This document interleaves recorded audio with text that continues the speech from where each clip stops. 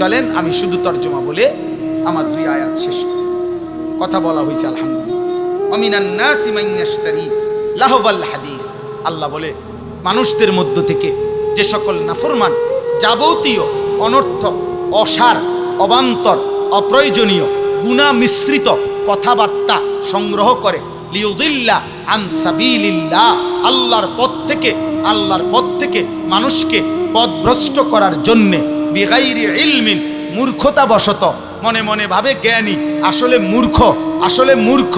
আল্লাহ বলেন ওয়াত্তাখিযাহা হুজুয়া, মানে কোরআনের বিপরীতে যা সংগ্রহ করে, ইসলামের বিপরীতে যা সংগ্রহ করে কোরআনকে বিদ্রুপ করে, ইসলামকে বিদ্রুপ করে, আমার শরীয়তকে বিদ্রুপ করে। আল্লাহ বলেন আমি ওয়াদা দিলাম উলাইকা লাহুম আযাবুম মুহিন, আমি তাদের জন্য লজ্জাকর, অপমানকর আযাব নির্ধারণ করেছি। দোস্ত, এজন্য কোরআনে আছে আখিরাতে আল্লাহ মানুষকে শাস্তি দিবেন, শুধু শাস্তি নয়, প্রথমে অপমান করবেন, বেইজ্জতি করবেন, এরপরে শাস্তি দিবেন। প্রথমে হাসরবাসীকে ফেরেশতার মাধ্যমে শোনাবেন, ফেরেশতারে বলবেন ওই সবাইরে শোনাও এই বাটফারের গুনাডি কিতা কিতা কও, বল। তো ফেরেশতারা বলবে সম্মানিত হাসরবাসীগণ আপনারা শুনেন, 1 নম্বরে উনি আছিলেন সিটার, 2 নম্বরে উনি সুদখোর, 3 নম্বরে ওজনে কম দিত। এরকম একটা পাপ, আমার হলে আমার, আপনার হলে আপনার। আল্লাহ আমারও মাফ করেন, আপনারও মাফ করেন। আযাবুম মুহিন, মুহিন মানে ইহানাত, অপমানকর শাস্তি আল্লাহ বলছেন। আচ্ছা, এরপরের আয়াত কি? আমি এটার আরেকটু ব্যাখ্যা এই 5 মিনিট বললে হবে। ওয়া ইযা তুতলা আলাইহি আয়াতুনা, আল্লাহ বলেন, দেখেন আল্লাহ বলেন অপ্রয়োজনীয়, অসার, অবান্তর, গুনাহ মিশ্রিত কথাবার্তা যে সংগ্রহ করে, যে এর মধ্যে পড়ে থাকে, এর মধ্যে ব্যস্ত থাকে, খুদার কসম বাপ, প্রিয় ভাই, প্রিয় নওজওয়ান, শোনো তোমার মালিক কি বলে। আল্লাহ বলেন এতে করে তার মানসিকতা তখন কি হয়, ধীরে ধীরে এই লোকটা এমন নাফরমান হয় যে যখন তো আমার কোরআন তার সামনে বলা হয়, পেশ করা হয়, পড়া হয়, তেলাওয়াত হয়, ওয়াল্লাহ মুস্তাকবিরান, সে অহংকার করে আমার কোরআন থেকে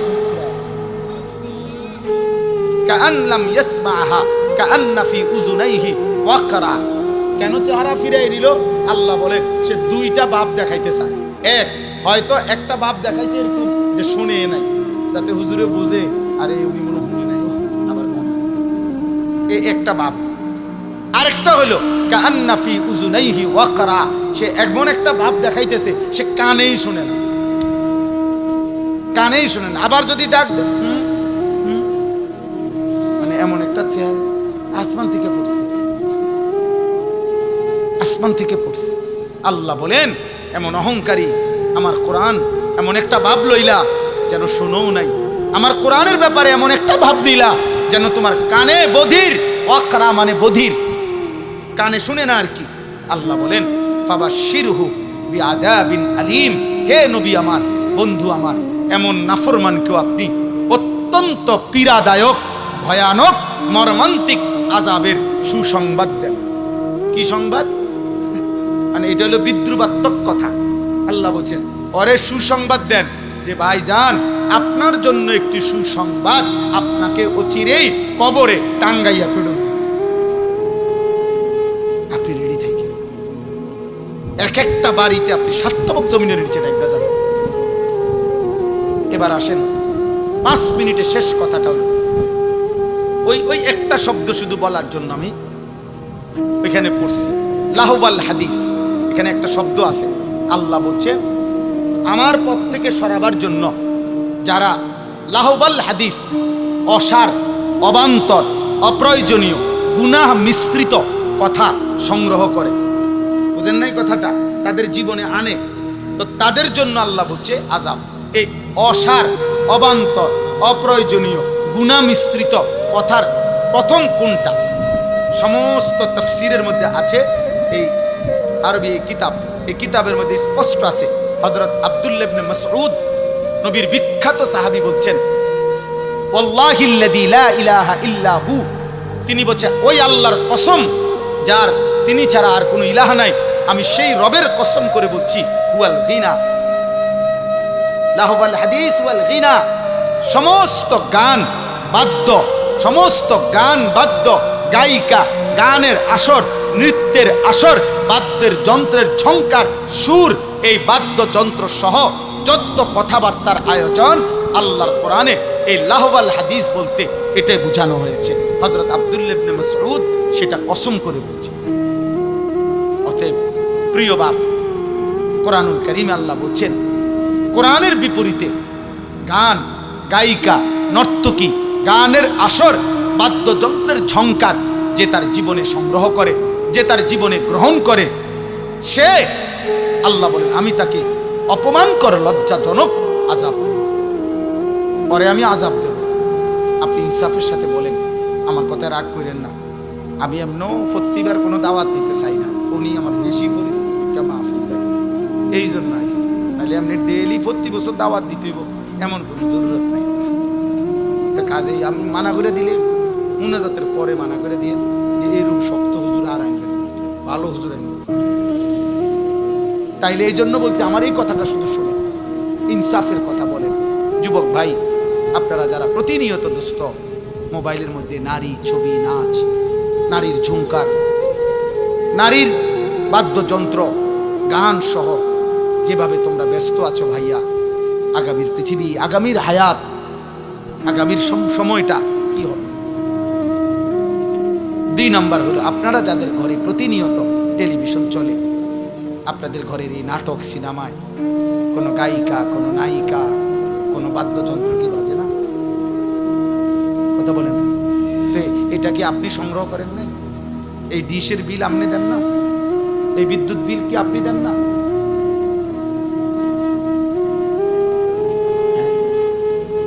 আল্লাহ তাআলা তো বলছে এই মানুষটা, সে তার অনুসারীদেরকে আমি আল্লাহর পথ থেকে গুমরাহ করে পথভ্রষ্ট করব। তাহলে গানের আর বাদ্যের আওয়াজে আপনার বিবি বাচ্চার আল্লাহর দিকে ফিরে না আল্লাহর পথ থেকে দূরে সরে? তা আপনি কি করছেন? আপনি মুসলমান না? আপনার আখিরাত নাই? আপনি মরতেন না? আপনার এলাকায় আর কেউ মরে না? আপনি কারো জানাজা পড়েন নাই? আপনি কোনো লাশ দেখেন নাই? আপনি কোন কবরের কান্না শোনেন নাই? হযরত ওমর ইবনে আব্দুল আজিজ বলতেন কবরে দাঁড়াইয়া, আইয়ুহাল কবর মাযা ফাআলতা বিল আহিব্বা। পৃথিবী বিখ্যাত তাবিঈ ছিলেন, ইসলামের 5ম খলিফা বলা হতো ওমর ইবনে আব্দুল আজিজ। উনি মাঝে মাঝে কবরস্থানে দাঁড়াইয়া বলতেন, হে কবর, বলো না তুমি আমার স্বজন, আমার আপনজনদের সাথে তুমি কি করছো? এই কবর, আমার চাচারে তোমার কাছে রাইখা গেছিলাম, আমার দাদা, আমার বাবা, আমার চাচাতো ভাই, আমার কত স্বজন তুমি কবরে রাইখা গেছি, বলো না? আইনাল আসদিকা, আমার বন্ধুরা কই, এখন কি অবস্থায় আছে, আমার স্বজনরা কেমন আছে? খোদার কসম, তিনি কাঁদতেন, আর ওনার সাথে যারা দাঁড়ায় থাকতো ওনাদেরকে বলতেন, শোনো কবর আমারে কি বলছে জানো? তো তারা বলতো, বলেন কি বলছে? ওমর ইবনে আব্দুল আজিজ বলতো, আল্লাহর কসম, কবর আমাকে বলতেছে, ওমর ইবনে আব্দুল আজিজ, তোমার প্রতিটা স্বজনের শরীরের প্রতিটা চোখ, নাক, কান, অঙ্গ প্রত্যঙ্গ আমি টুকরা টুকরা করে ছিন্ন ভিন্ন করে মাটির সাথে মিশাই দিছি। আমার মাটি আমি আমার সাথে মিলাই দিছি। মানুষ কিসের তৈরি? খবর বলে আমার মাটি আমি আমার সাথে কি করে লাইছি?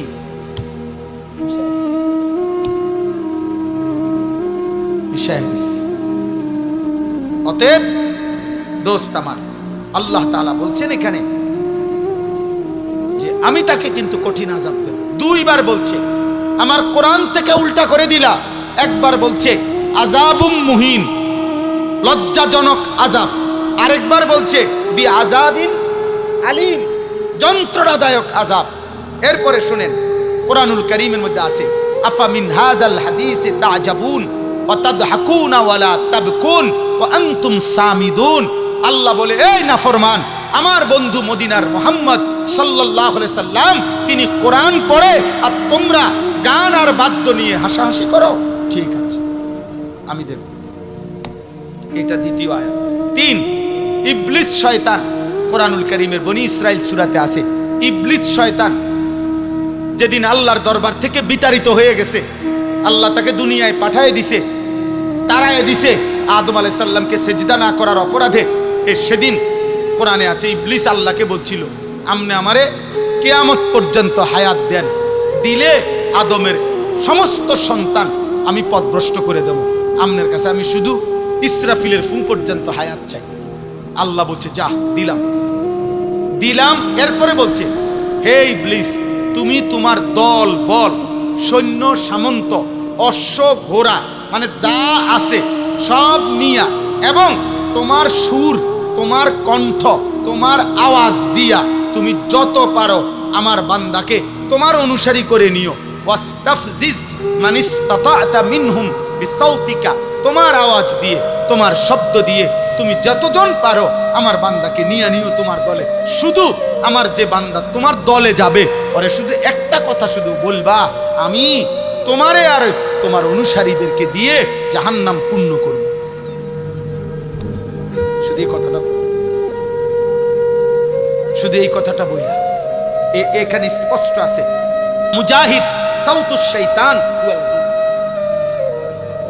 আল্লাহ যে বলছে শয়তান তুই তোর সুর, তোর আওয়াজ দিয়ে আমার বান্দাদেরকে গোমরাহ করিস। এই শয়তানের আওয়াজ কি? গান, বলে না গান, গান, গান, বাদ্য, বাদ্য। এটা কোরআনের দলিল, কোরআনের দলিল। এবার হাদিস শুনেন, রাসূলুল্লাহ সাল্লাল্লাহু আলাইহি সাল্লাম বলেন, এই হাদিসটাই আমি শুরুতে পড়ছি, লা ইয়াকুনু ফি উম্মতি, আমার উম্মত, ফি উম্মতি, আমার উম্মতের মধ্যে শেষ জামানায় তিনটা বড় আযাব আসবে। এক, খাসফুন, মাটি সহ ওদেরকে ধসাইয়া দেওয়া হবে। দুই, কাসফুন, পাথরের বৃষ্টি বর্ষণ হবে। তিন, মাসখুন, চেহারা বিকৃত করে দেওয়া হবে। সাহাবারা জিজ্ঞেস করছে, কিলা ইয়া রাসূলুল্লাহ মাতা, হে নবী কখন সেটা হবে? আল্লাহর নবী বলছেন, তিরমিজি শরীফের হাদিস, এটা আরব দেশীয় কিতাব, আরব দেশীয়।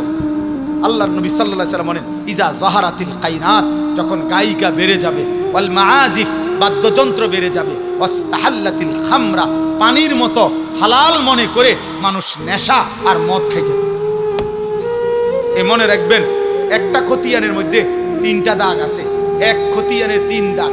এই তিন দাগ হলো নারী, মানে জিনা, ব্যভিচার, মদ, মদ জুয়া আর গান বাদ্য। যেখানে গান সেখানে নারী, সেখানে নেশা। এটা এক খতিয়ানের তিন দাগ।